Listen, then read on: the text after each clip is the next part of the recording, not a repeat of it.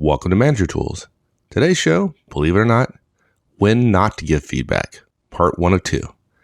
Today, we talk about some situations where feedback isn't appropriate because the error, the mistake, the infraction is so egregious, encouragement of effective future behavior just isn't enough. Here we go.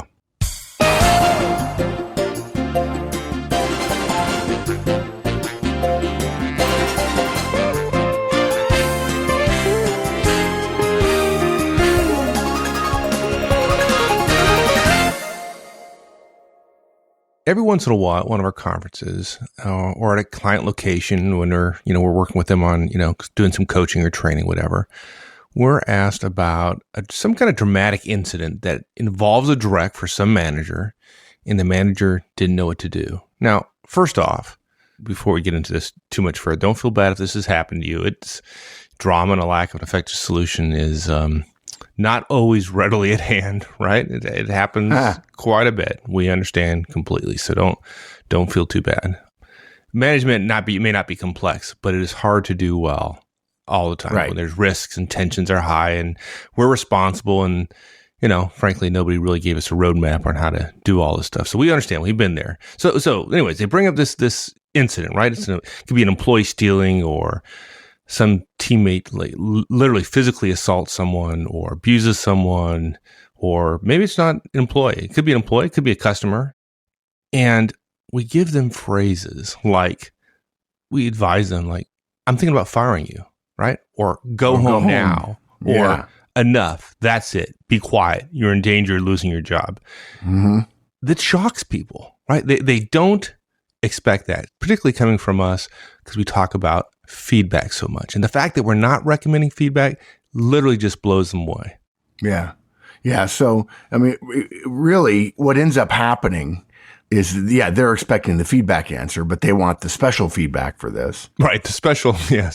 Yeah. The special edition, right? Secret feedback. And it boils down to, what do you do when one of your directs does something particularly egregious, something that's really just beyond the pale that everybody will be talking about at work for weeks.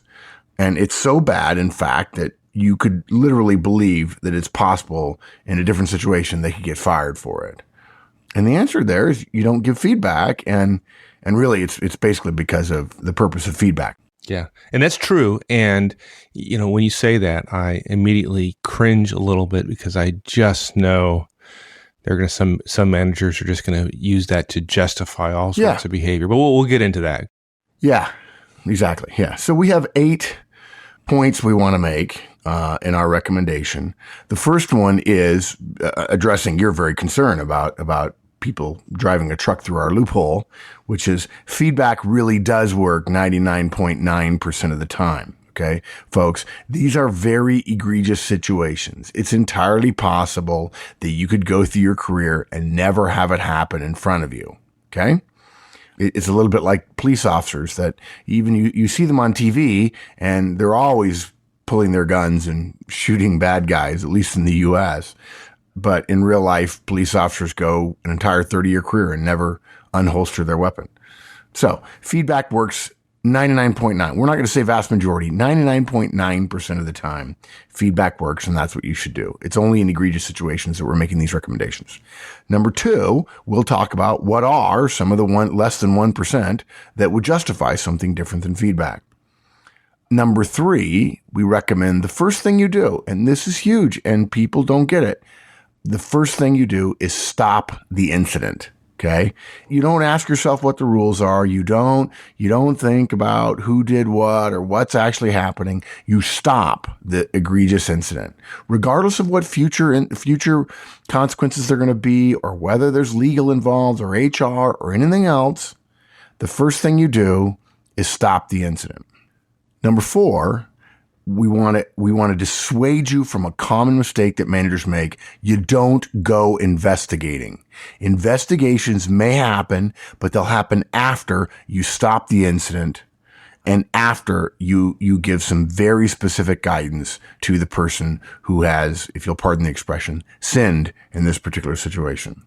Number 5, we don't give ultimatums. We don't make if-then statements. We don't say, if you do this again, I'm going to fire you. And we'll explain why, but you never do that. Okay?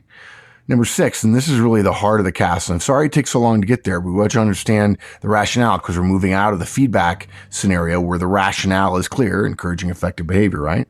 Number 6, we call describe the cliffside. Because when somebody's done something like this, they're playing alongside a cliff. And that means what you've got to do is you've got to describe what they did, the action that they took. You've got to tell them what the immediate impact is going to be, and you've got to sketch out a long-term impact as well. If you're a manager who's used feedback, you have to include the long-term impact. You always start with action, with behavior. That does sound like the feedback model, and that's because that part of the feedback model works for that very reason. So describe the cliffside. Number 7, a mistake that a lot of people make, you remove the person from the workplace if it's at all possible. Send them home for the day, okay? And number 8, common mistake foisted upon unknowing managers by HR or legal or ER or senior people. Okay, go ahead and get your people together and brief them. Okay, you don't brief your people on what happened. You don't get everybody together and review the policies on whatever policy was violated. It just makes everybody else feel like they were the ones that perpetrated the deed. And this is simply behavior. It's in the workplace. We don't broadcast things that other people do. Yeah, everybody's going to be talking about it, but let's not add to it. So we don't brief everybody. And those are our 8 points. Good. Okay. So let's talk about the one that just drives me crazy. This I get worried about folks driving this truck through this loophole. Mm-hmm. And our point, feedback works 99.9+% of the time, right? And it's absolutely true. Feedback is the professional manager's go-to tool for encouraging effective behavior. Always. Yeah. It works. Always. Well, 99.99%. Yeah, exactly. It works always when you use it. Yeah. I mean, go talk to anybody who's been doing it for a while. Any manager who's used it for a while will tell you it works. And even better, if you ask their directs will tell you it works. Everywhere we go, when we talk about feedback, we ask groups of managers who wants more info from their boss about how they're doing, both good and bad, and everyone raises their hand. All of us want to know more about how we're doing. But managers shy away from talking about performance for a lot of reasons, one being that they're afraid.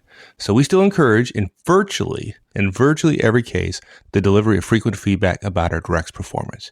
Every process in the world that creates great results benefits from feedback. Yep. And we're talking about the less than 1% case here. So, yeah, good. Feedback is the performance communication of choice in our minds. Don't think this cast, what we're talking about today, contradicts the value of feedback. Feedback is the standard, the given. And we're not just talking about management.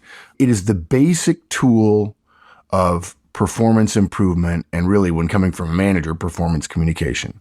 I got a funny analogy for everybody. You grew up for a little while in LA. I grew up my whole junior high and high school years in Los Angeles where earthquakes happen.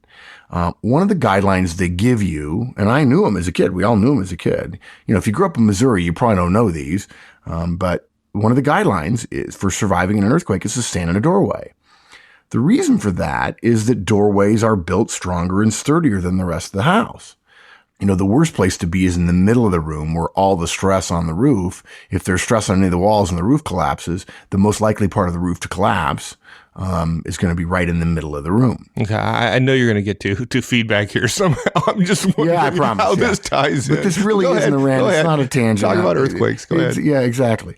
But look, you're told you're supposed to stand in the doorway, but you're a kid in LA. You don't really understand why, right? You just know you're supposed to go into the doorway. Now, look, when you're a kid, doorways practically, for all intents and purposes, don't really exist. You don't think about doorways. You don't think about how they're built, about how much sturdier they are than other parts of the house right around that general area. They normally don't even register. You just go through them, right? You know, the roof you've got overhead, it's a good thing. It's a solid thing. It's an effective shelter until there's an earthquake, right? And then that doorway really matters, okay? Feedback is like the roof on your house. It matters every day of the year. It works great. You wouldn't build a house without a roof, and you want your roof not to leak, okay? But when you're in an earthquake, there are different rules, and suddenly it's not the roof that matters, it's the doorways. There's different rules for when you're in an earthquake. So when you have somebody do something that's simply beyond the pale, that's exceptionally egregious that you literally, somebody else could say, yeah, I fired a guy for doing that, and you would believe him and you would think it was justified, then we need a different set of guidelines to handle that. And I think too often managers get a hold of one idea, feedback, and they think, well, let's apply it in all situations.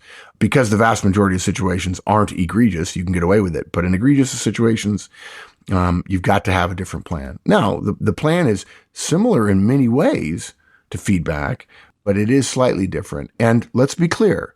The reason feedback works is because it encourages effective behavior in the future.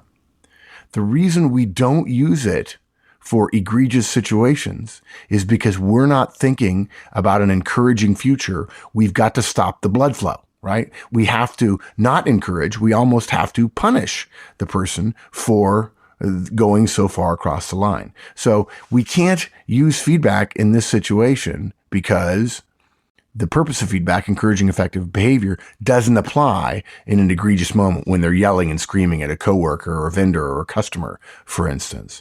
Nevertheless, doing that doesn't invalidate the incredible value of feedback every day, all the time. Good point. Okay, so you used the term egregious a couple times here. Yeah. So let's talk about that, because frankly, I think it's egregious when I tell one of my directs to do something and he or she doesn't do it. That's egregious.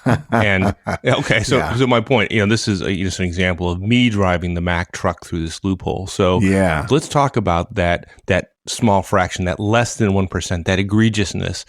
Yeah. Give me some examples of those what are those situations? Our good friend Tomas in Sweden once told us that he listened to our podcast and he was certain that we had told him that you had to have one-on-ones on Thursday, right? So let me just clear up a potential misperception from what Mike just said. Mike is not saying that in this situation that he is justifying using this egregious model that we're about to share with you on somebody not doing what they said they were going to do, right? Mike just said, I think that's egregious. Folks, just to be clear, he was joking. That's not egregious. Okay, that's completely normal. And that's I'm feedback. Glad you pointed that out. Yes. You never know. What is it? I think Wellington said, communicate not only so that you're understood, but so there's no way you can be misunderstood. So anyway, and of course, I'm the poster child for that. Okay, so look. The rule of thumb really is egregious. I mean, and I know it probably sounds like a big word, but I like the word because the definition of egregious is remarkably bad. Okay. My definition of remarkably bad is somebody does something bad and people are remarking about it for weeks on end. Okay. If a situation isn't remarkably bad, then probably feedback will work. Okay. Your point though is a good one. We think there are managers out there that'll never ever get this. They cling to the idea that we wait for weeks of poor performance from our directs and then we address all their mistakes together in a moment that feels very dangerous to the direct. It's not encouraging about the future, that's for sure. And frankly, it's anathema to the manager as well. He or she doesn't want to handle it either. But in the effective manager's world, feedback is frequent, it's not rare, and it therefore, by definition, has to address small issues, not festering ones. Okay. All that said, what moments justify setting aside feedback and using this cast as the model? Look, the first one, the one most likely to occur in the list we'll give you is verbal abuse, okay? Your direct curses loudly. They curse out a coworker or a customer or a vendor, anyone they're addressing in their professional capacity, which essentially means as a representative of your firm. We're not talking about moments where a direct gets angry for 5 seconds and utters a curse word. Oh, thank God. Okay, good. You had me there for a second. Yeah. I did that the other day. We are talking about attacking somebody personally and directly for more than 30 seconds, say. Curse words might very well be involved. Usually the person's voice is raised, and an observer would say, hey, they raised their voice, or they yelled at that person. It sounds something like, you're an idiot. I can't believe it. I hate you. Why don't you just go home and kill yourself? It really vulgar, awful things. Okay. Look, that's one of the things I've heard. It'd be better for us if you went home and killed yourself. Now, look, folks, we suspect that your firm, if you're in a mid to big size firm, your firm has some enjoinder about this, right?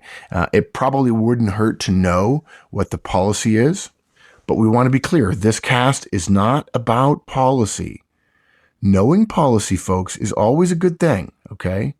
Even though we've never seen a policy that would make a manager taking action feel good about what they were doing. Policies kind of have a habit of affirming values without actually sanctioning any behavior. And basically, it's all under the guise of every situation is different. And unfortunately, a manager who's unsure of himself doesn't feel supported by most of the policies we've read in our careers. Right. But as a manager, you still have to take action.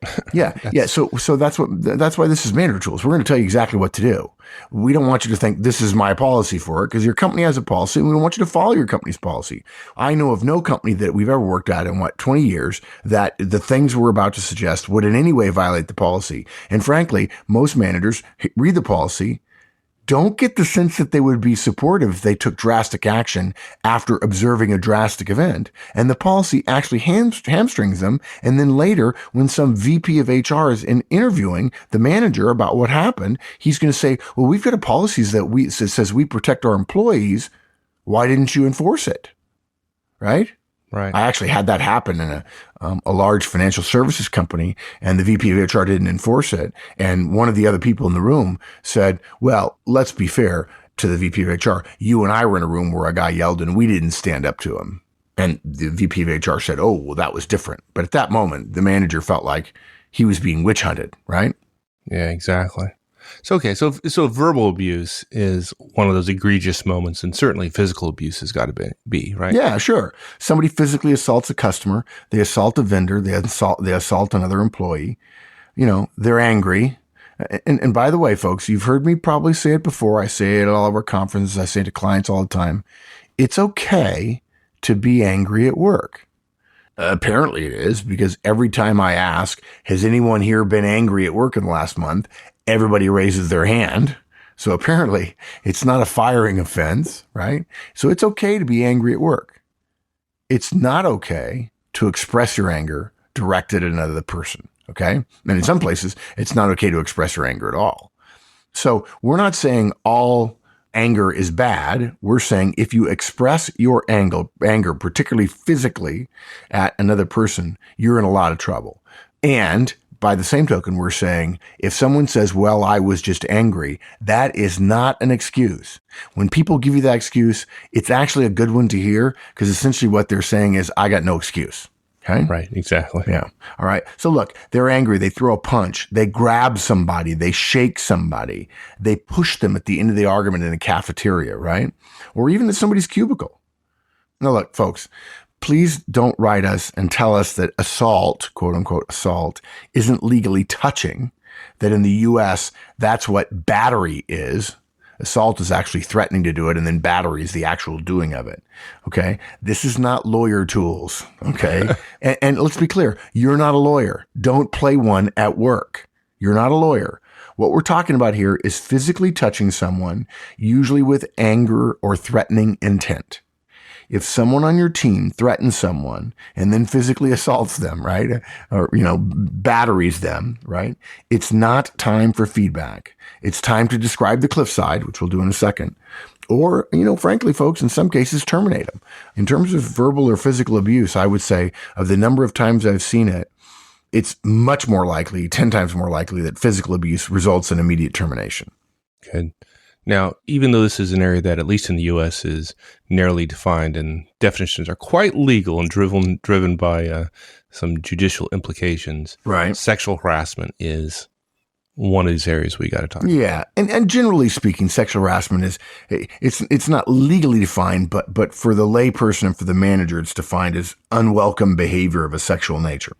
Many of the common definitions of sexual harassment suggest it's from a boss or subordinate. But that's frankly not so, right? It could be a peer. A peer could be the harasser. Sure. And women can be harassers and men can be harassers. It can be same-sex harassment. There's literally no distinction made, okay? And it doesn't have to be physical. It doesn't have to be, dangerous. It could be as simple as repetitively asking for a romantic date, of course, it could be more lascivious than that. And folks, we have an entire cast on sexual harassment, and we go into detail about what to do when one of your directs suggests it may be a problem. That said, this cast still holds sway when you see sexual harassment happening right in front of you. Yeah. So what about theft? Oh, theft's I've seen it. You've seen it. Yeah, right? theft's fine. Yeah, it's no problem. Theft's fine. Oh, at least apparently. Yeah.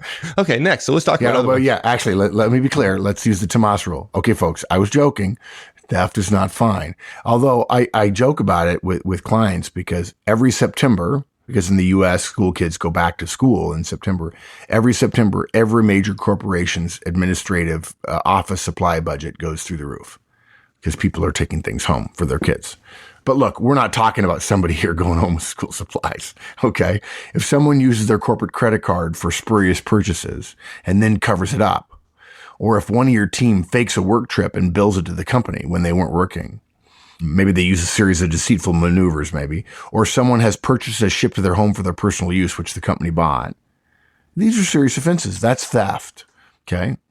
If someone arranges for a vendor to bill at a higher price and then kick back some of that money to the employee, that's unacceptable. And it's actually worse than theft. It's fraud and some other things as well. But again, I'm not a lawyer either.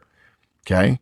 We don't give feedback in the instance of theft or physical abuse or verbal abuse or sexual harassment or frankly, any kind of harassment at all. Okay.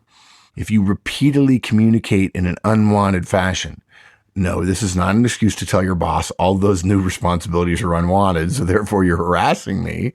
But there are all kinds of harassment beyond sexual harassment. And all of these things we're mentioning are cases where you don't give feedback because, again, we don't intend to just encourage future behavior. We intend to punish the present behavior. The purpose of feedback is to encourage future behavior, correct future behavior.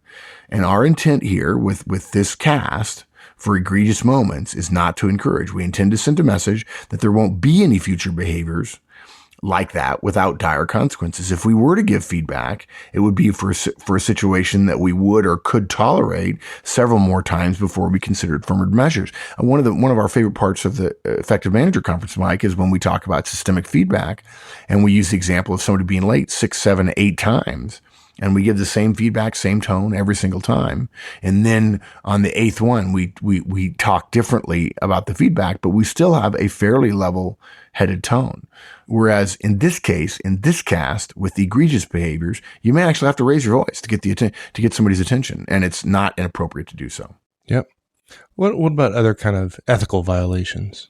Do those fall into this category? Yeah, lying. I mean, sure, lying. If right. If you make a patently false statement that could injure the company but benefit the individual, right? Or if you mislead other people for personal gain, or to avoid some personal consequence, some personal professional consequence, or even if misleading customers in order to get some kind of, to win the business. Yeah, exactly. Oh, sure. Yeah. Frankly, you could make a case. It's clearly not one that would be considered egregious, but there are people who feel pretty black and white about this. The whole idea of saying, well, somebody else did it, knowing that can't be validated is an ethical violation. If you chose not to share known information, which is damaging to you or to the company, but it's highly relevant and that benefits you, that's an ethical violation as well. Yeah. And there's probably more, right? I mean, we've touched on a few of these kind of things, but you and your company probably recognize a whole bunch more that we haven't talked about here. Yeah, I'll give you one that doesn't come up in some workplaces, but it comes up a lot in the other ones, and that's safety, right? If you're in a factory, safety's job one. And, in an office environment, people don't even think about safety unless they have a shredder at their desk. And if you engage in unsafe acts repeatedly, or if you intentionally violate a well-known safety protocol and put other people at risk, well, that's an egregious moment. Safe workplaces are less expensive workplaces, happier places, more productive, and unsafe workplaces are dangerous places, and they're not tolerated. Yeah. Well, another one I hesitate to mention just because it's a sensitive subject, but pornography. People are rolling their eyes. Oh, you're just teasing me. What he's getting at, folks, is the Manager Tools pornography rule. And here it is for you. There is a well-known American quote from a Supreme Court justice here in the U.S. His name is Potter Stewart. And it's about things that are clear to us, but maybe are hard to define or state verbally. And what he did was he said about a case involving pornography, he says, I'm not sure how to define it, but I know it when I see it. Which I think there are a lot of people who would probably agree about that. But in the U.S., it's funny to hear that from a Supreme Court justice because they're famous for being fabulous with language and writing and being clear and precise because, of course, laws depend on how they think and how they write them, right? And they spend a great deal of time detailing the very concepts they're thinking about. And yet, Justice Stewart was basically saying there are moments when we may not need to define things precisely, yet the thing we're discussing is self-evident enough.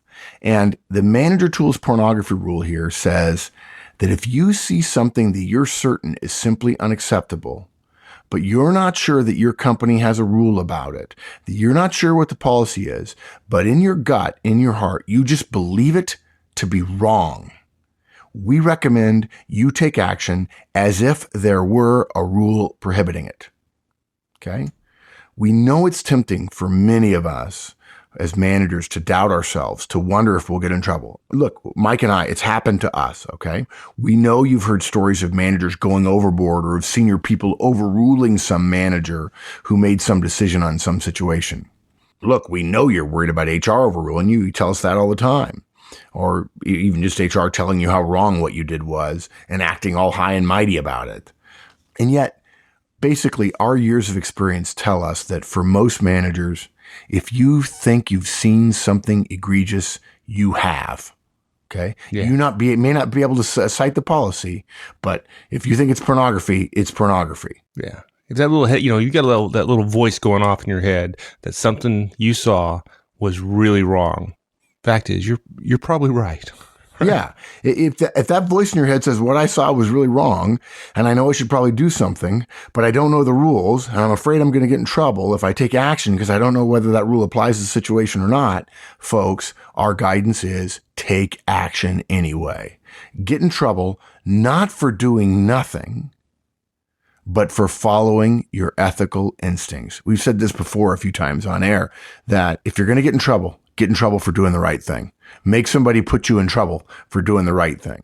You shared with me one time a story about a manager. I think it was in that company in San Antonio you did all that work for, right? That new manager who was a fighter, something. What was that all about? Yeah, look. Well, the reason I tell the story is sort of for a different reason, but it's very illustrative here. Is the unofficial rule, the culture at this company, and frankly at many, many companies, and it's always false, by the way, is you can't fire somebody here, right?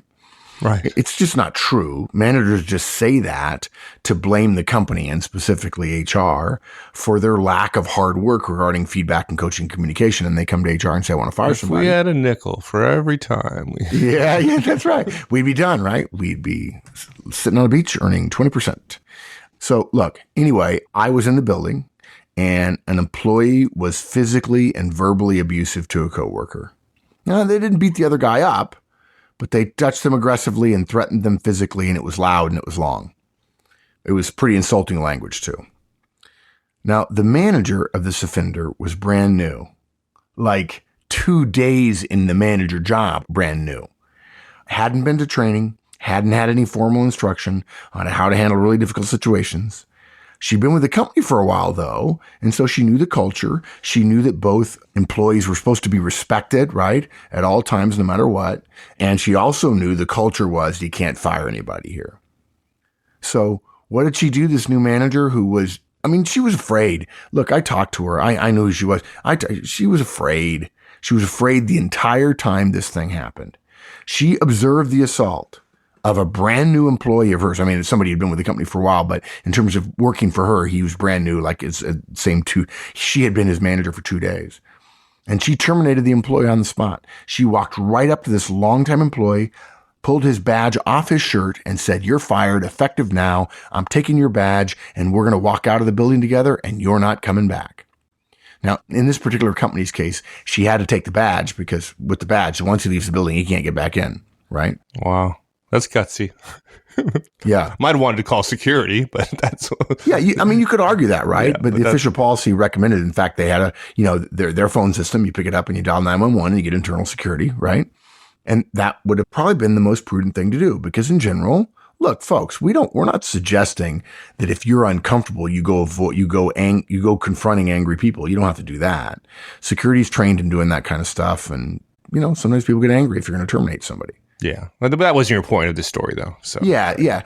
Here's the point. All the experienced managers said, even after they heard the story about this manager firing somebody and it being supported by senior people, oh, you can't fire people here.